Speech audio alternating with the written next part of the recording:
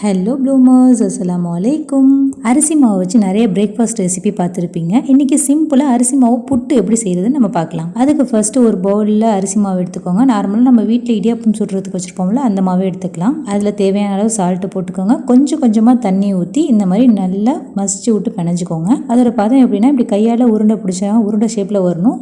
உதிரி விட்டோம்னா பழைய மாதிரி அதே ஷேப்புக்கே வந்துடும். இப்போ இட்லி பாத்திரத்தில் கொஞ்சம் தண்ணி ஊற்றி ஒரு துணியை போட்டு இந்த மாதிரி கொஞ்சம் தண்ணி லைட்டாக சூடு வந்தோடனே நம்ம ரெடி பண்ணி வச்சுருக்கிற புட்டு மாவு இதில் கொட்டி நல்லா வேக வச்சுருங்க. 5 to 10 minutes நல்லா வேகட்டும். வெந்ததுக்கப்புறம் இந்த ஓப்பன் பண்ணி இந்த மாவை இந்த மாதிரி உருட்டி பார்த்தோம்னா அது உருண்டை ஷேப்புக்கு வரும். இதுதான் நல்லா வெந்திருக்கிற பதம். ஒரு பாத்திரத்தில் ஒரு பவுல் துருவின தேங்காய் எடுத்துக்கோங்க.